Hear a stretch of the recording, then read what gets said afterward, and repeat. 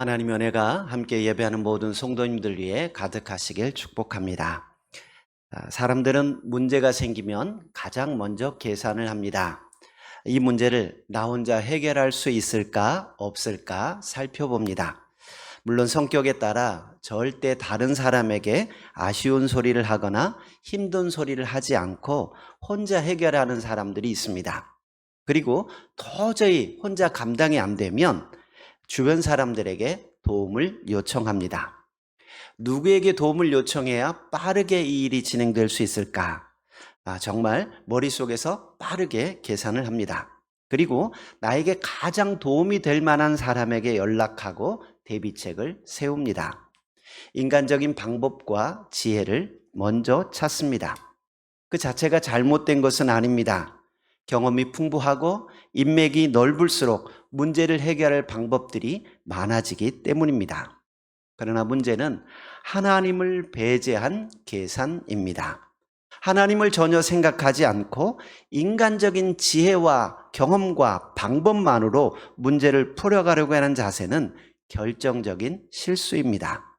오늘 본문에 등장하는 아하스라는 왕이 바로 그런 사람입니다. 아하스는 지금 너무도 두려운 상황에 처해 있습니다. 아람과 북이스라엘이 연합해서 유다를 향해 공격해 오고 있었기 때문입니다. 그의 마음은 너무 불안하고 두려웠습니다. 오늘 보면 조금 앞부분인 7장 1절에서 2절을 보시면 아람의 르시낭과 이스라엘의 베가 왕이 예루살렘을 공격해 왔습니다. 이로 인해 2절 보시면 유다와 아하스 왕의 마음이 숲이 바람의 흔들림같이 떨렸다라고 표현합니다. 벌벌 떨었다는 거예요. 북이스라엘과 아람의 연합군 때문에 아하스 왕의 마음이 굉장히 두려운 상태였습니다. 이때 하나님께서 이사야 선지자를 보내서 아하스 왕에게 이야기를 해라 라고 하나님의 말씀을 전해줍니다. 그 내용은 두려워하지 말라는 거예요. 4절에 보시면 이렇게 이야기합니다. 그들은 연기 나는 부직갱이 그루터기에 불과하다라고 말씀하면서 두려워 말라, 낙심하지 말라라고 말합니다. 여러분, 부직갱이라는 단어를 아시는 분들이 계실 거예요. 불을 뗄 때 나무가 잘 탈 수 있도록 나무를 밀어넣거나 헤집는 그런 막대기를 이야기하지요. 불이 활활 타오를 때는 연기가 나지 않습니다. 그런데 연기가 난다라는 말은 꺼져가고 있다는 거예요. 실제로 무언가를 태울 수 있는 힘이 없는 상태를 이야기합니다. 아람 왕과 북이스라엘 왕이 당장이라도 유다를 삼킬 기세로 다가오지만 하나님 보시기에는 이미 다 타버린 힘이 없는 연기에 불과하다라고 말합니다. 그루터기라는 말은 원어적인 의미로 타다 남은 막대기의 끝부분을 이야기합니다.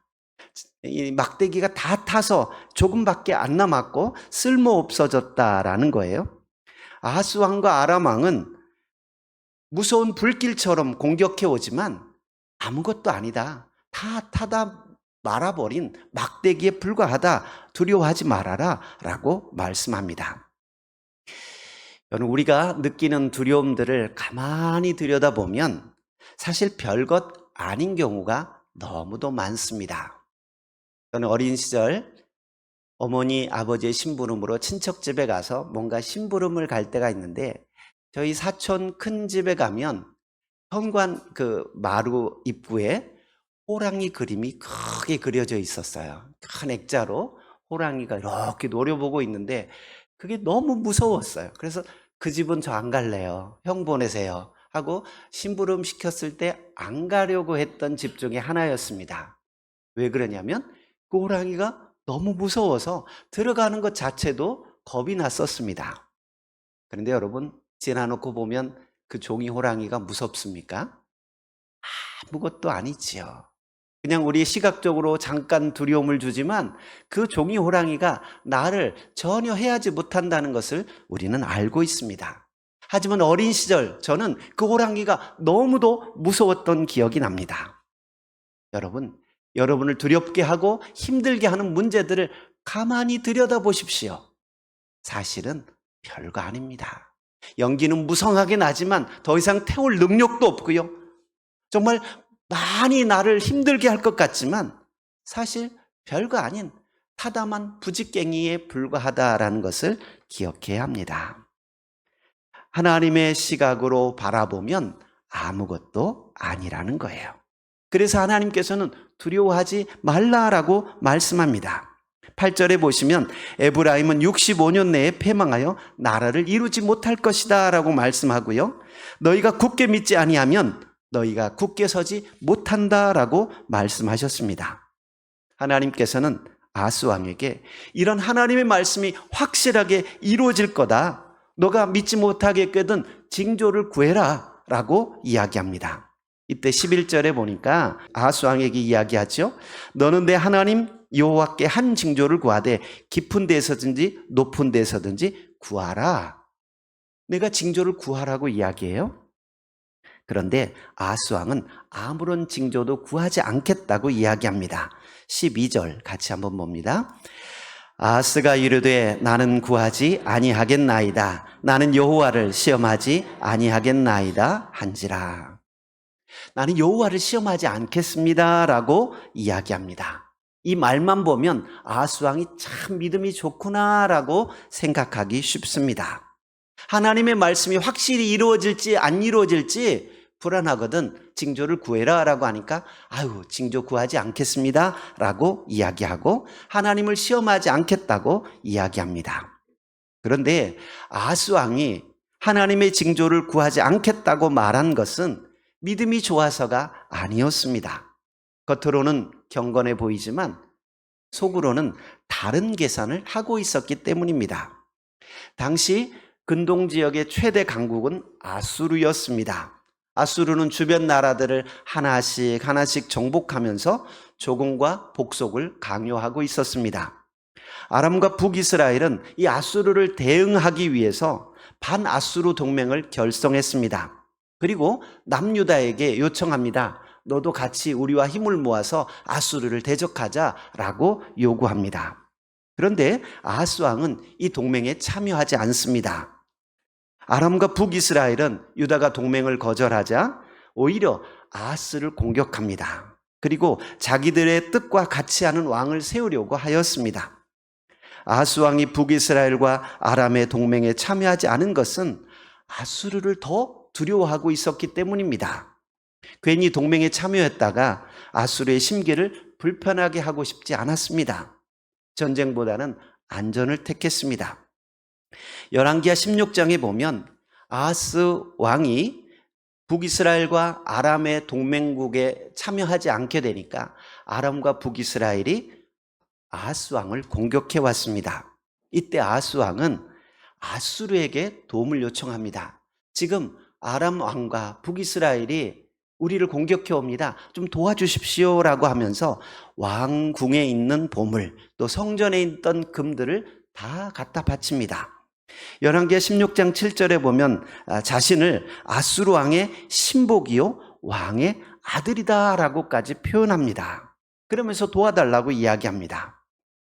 아하스 왕이 하나님께서 지키십니다. 두려워하지 마십시오라고 이사야 선지자를 통해 말씀해 주셨지만 아무 징조를 구하지 않았던 것은 그가 믿음이 좋아서가 아니라 여호와를 시험하지 않겠다라고 말한 그 이면에는 이미 하나님보다 아수르를 더 의지하고 있었기 때문이었습니다. 아수르에게 도움을 요청하고 아수르가 도와줄 것을 믿고 있었기 때문에 굳이 하나님께 기도하지 않아도 되었던 겁니다. 우리가 힘든 일을 만날 때 기도해야 된다는 것은 알지만 기도가 안 되는 이유 중에 하나는 정말 막막해서 기도가 안 나오기도 하고요. 또 하나는 이미 마음속으로 계획을 다 세워놓고 준비를 다 해놓았기 때문에 기도를 안 하기도 합니다. 이렇게 다 준비해 놨기 때문에 기도할 필요가 없는 거예요. 예를 들어 볼까요?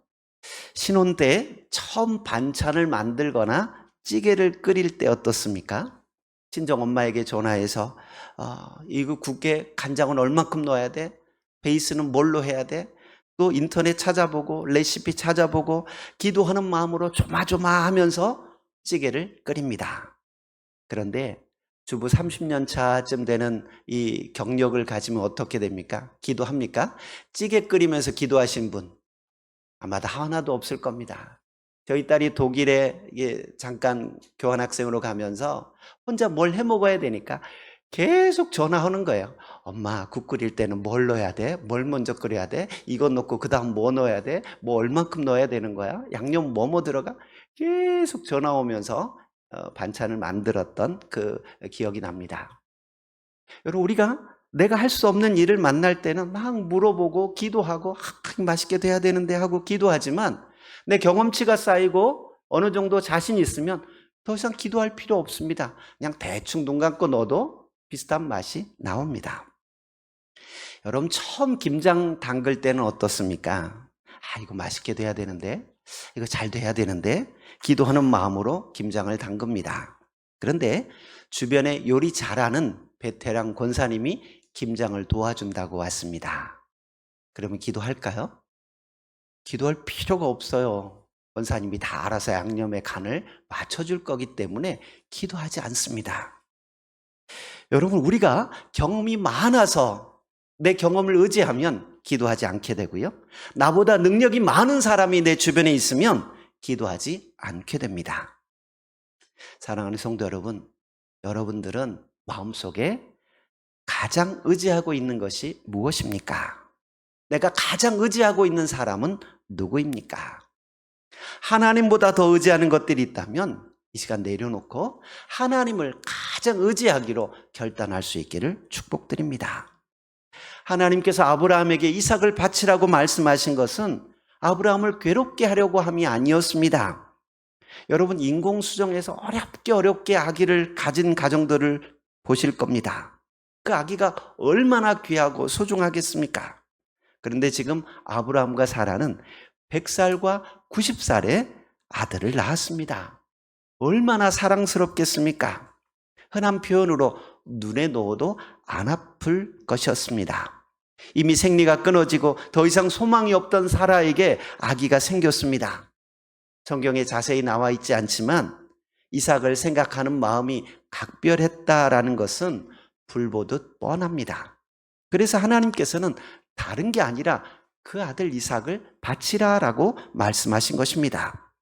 이때 아브라함이 하나님 말씀에 순종하여 100살에 얻은 아들까지 아끼지 않는 것을 보시고 하나님 말씀하십니다. 이제야 내가 나를 사랑하는 줄 알았다라고 말씀하시면서 아브라함의 믿음을 인정해 주십니다. 바라기는 저와 여러분의 믿음이 하나님께 인정받는 믿음이 될 수 있기를 축복합니다. 다른 모든 것들보다 하나님을 가장 의지할 수 있기를 축복합니다. 아하스가 하나님의 징조를 거절하자 하나님께서는 다른 징조를 보여주겠다라고 말씀하십니다. 오늘 보면 14절 말씀 같이 한번 보겠습니다. 14절입니다.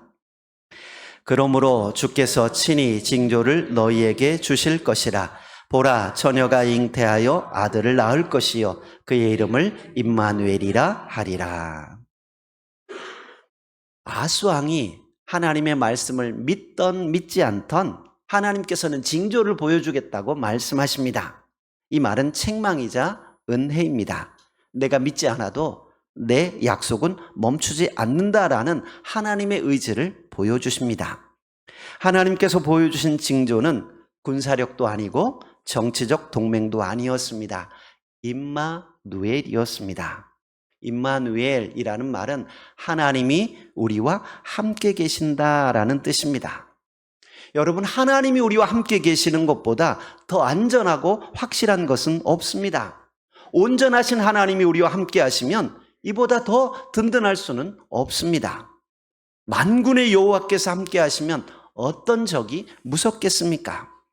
하나님께서 우리와 함께 하신다라는 표시로 한 어린아이가 태어나는 것을 말씀하십니다. 하나님께서는 한 아이가 태어나는 것을 통해 하나님의 함께 하심을 보여주는 징조로 삼으셨습니다. 보라, 처녀가 잉태하여 아들을 낳을 것이요 그의 이름을 임마누엘이라 하리라. 왜 하필 아이였을까요? 왜 하필 연약한 생명이었을까요? 하나님의 구원은 인간의 힘에서 오는 것이 아니라 하나님의 임재에서 오는 것임을 보여주고 있습니다. 사랑하는 성도 여러분, 오늘 우리는 아하스왕처럼 수많은 두려움 앞에 서게 됩니다. 경제적인 불안이나 가정의 불화와 위기, 자녀들의 문제, 건강의 염려, 미래에 대한 불안함이 우리를 두렵게 합니다. 우리는 수많은 문제 앞에 살아갑니다. 이 순간 우리는 기억해야 합니다. 하나님께서 나와 함께 계신다라는 것입니다. 성탄절을 맞이하면서 우리는 2000년 전에 오신 예수님을 생각하기 쉽습니다. 하지만 성탄절을 보내면서 하나님께서 나와 함께 계신다라는 사실을 기억했으면 좋겠습니다. 마태복음에서 마태는 오늘 본문을 인용하면서 예수님을 소개합니다. 마태복음 1장 23절 같이 봅니다. 보라, 처녀가 잉태하여 아들을 낳을 것이요 그의 이름을 임마누엘이라 하리라 하셨으니 이를 번역한즉 하나님이 우리와 함께 계시다 함이라. 예수님이 아기로 오신 그 자체가 하나님이 우리와 함께 한다는 증거입니다. 성탄절을 맞이하면서 하나님이 우리와 함께 계시다라는 사실을 다시 한번 기억할 수 있기를 축복합니다. 임마누엘의 약속은 문제를 제거해 준다는 약속이 아닙니다. 동행의 약속입니다. 하나님이 함께 하신다고 해서 우리 앞에 놓여 있는 모든 문제가 사라지는 것은 아닙니다. 하지만 하나님께서 함께 하시면 그 문제를 이길 수 있는 힘을 주십니다. 한 목사님이 교회 여러 가지 문제를 안고 기도하다가 잠깐 잠이 들었습니다. 잠이 들어 꿈을 꾸는데 꿈에 보니까 자기가 자그마한 보트를 이렇게 강에서 노를 저어가고 있는데 가물어서 그런지 강 곳곳에 커다란 암초, 바위들이 솟아 있었습니다. 자칫 방심했다가는 이 보트가 깨어질 위험에 처해 있습니다. 그래서 부딪히지 않으려고 이렇게 노를 젓고 저렇게 노를 젓고 안간 힘을 다해 지나가고 있었습니다. 그 순간 그 바위들이 마치 자기 앞에 놓인 문제들처럼 보였습니다. 답답한 목사님이 소리내어 기도합니다. 하나님, 이 바위들 좀 어떻게 해주세요. 너무 힘이 듭니다. 이걸 피해가려고 하니까 너무 괴롭습니다. 라고 기도합니다. 이때 하나님의 음성이 들렸습니다. 얘야, 이 바위들을 없애줄까? 아니면 물을 더 불어나게 해줄까?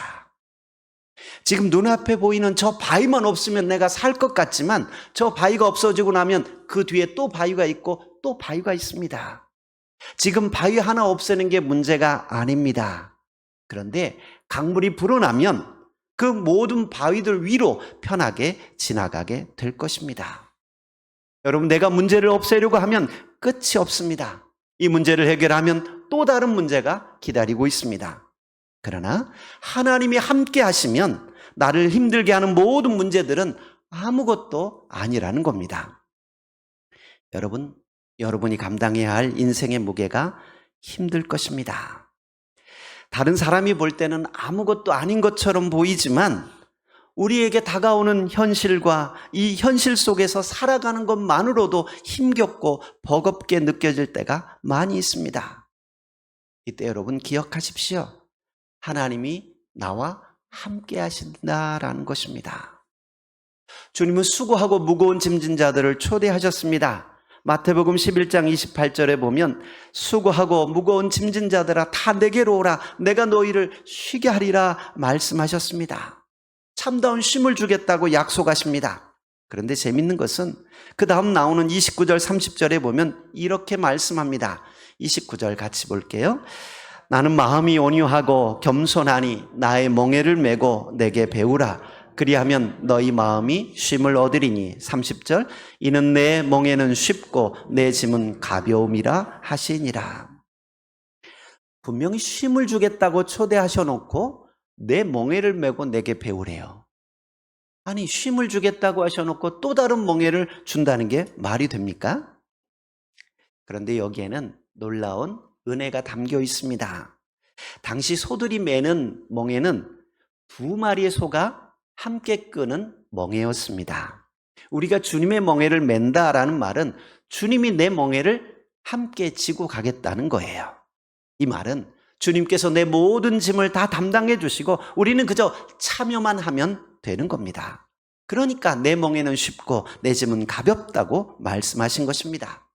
마치 엄마가 시장 바구니를 들고 가고 있는데 이 유치원 아이가 엄마 나도 들래? 하고 그 가방에 손을 얹습니다.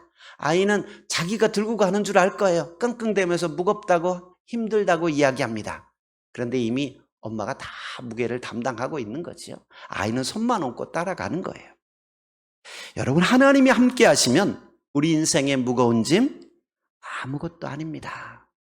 여러분 혼자 이 짐을 담당하고 있는 것 아니라는 것 기억하십시오. 하나님이 여러분의 짐을 다 담당해 주고 있습니다. 우리는 그저 손만 얹고 따라가면 되는 거예요. 힘들고 지쳐서 모든 것을 포기하고 싶은 순간이 왔을 때 여러분 기억하십시오. 하나님이 나와 함께 하신다. 하나님이 내 인생의 짐을 대신 져주신다라는 사실 기억하십시오. 하나님께서는 아하스 왕에게 분명한 징조를 말씀해 주십니다. 오늘 본문 14절, 15절, 16절에 보면 그렇게 말씀하세요. 14절부터 볼게요. 같이 읽습니다. 그러므로 주께서 친히 징조를 너희에게 주실 것이라. 보라, 처녀가 잉태하여 아들을 낳을 것이요 그의 이름을 임마누엘이라 하리라. 그가 악을 버리며 선을 택할 줄 알 때가 되면 엉긴 젖과 꿀을 먹을 것이라. 대저 이 아이가 악을 버리며 선을 택할 줄 알기 전에 내가 미워하는 두 왕의 땅이 황폐하게 되리라. 아멘. 처녀가 잉태하여 아들을 낳을 것이고 그 아들이 선과 악을 구별할 수 있는 정도의 나이가 되고 엉긴 젖과 꿀을 먹을 정도의 나이가 되면 내가 미워하는 두 왕의 땅이 황폐하게 될 거다라고 말씀하십니다. 하나님께서는 곧 이어 태어날 아이를 통해 아하스 왕에게 하나님이 함께한다는 사실을 분명하게 깨닫게 하셨습니다. 사랑하는 성도 여러분, 오늘 우리는 동정녀를 통해 이 땅에 오신 아기 예수님을 기억하며 성탄절을 준비하고 있습니다.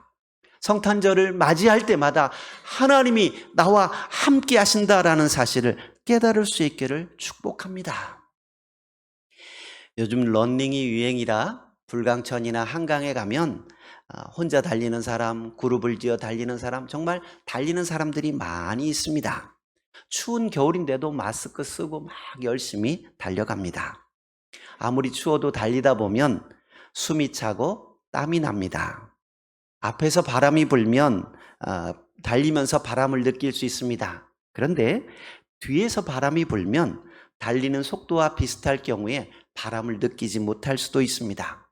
오늘은 바람이 안 부나? 라고 생각하는데 잠깐 멈추면 그제서야 바람이 불고 있었다는 것을 느낄 수 있습니다. 여러분, 하나님께서 여러분과 함께 계시는데 우리가 느끼지 못할 수 있습니다. 그러나 우리가 의지하던 것들을 내려놓고 앞만 보고 달리던 이 걸음을 잠시 멈추어 서면 하나님이 나와 함께 계심을 깨닫게 될 것입니다. 하나님께서 나의 속도에 맞춰서 동행해 주시고 계셨고 함께 하셨다는 사실을 기억하십시오. 내가 느끼지 못하는 순간에도 하나님은 우리와 함께 계십니다. 2025년 성탄절을 맞이하면서 하나님이 나와 함께 하심을 깨닫는 징조가 될 수 있기를 축복합니다. 하나님은 오늘도 우리에게 말씀하십니다. 두려워 말라, 내가 너와 함께 함이라. 믿음이란 당장 눈에 보이지 않아도 함께 하신다고 하는 약속을 붙드는 것입니다. 오늘도 우리 인생 가운데 임마누엘의 약속을 믿으며 두려움 대신 하나님을 선택하는 믿음의 성도들이 되시길 주의 이름으로 축복드립니다. 아멘. 은혜로우신 하나님 감사합니다. 오늘도 귀한 시간, 귀한 자리 나와 예배할 수 있도록 은혜 주신 하나님, 우리가 하나님을 의지하게 하시고 내 경험, 사람, 인맥, 물질, 내가 의지하던 모든 것들 내려놓게 하시고 하나님만을 붙잡게 하여 주옵소서. 우리 인생 앞에 다가오는 수많은 두려움들을 믿음으로 이겨나가게 하시고 하나님 함께 하심을 기억하고 승리할 수 있게 하여 주옵소서. 오늘도 함께 하신 하나님을 찬양하며 예수님 이름으로 기도하옵나이다. 아멘.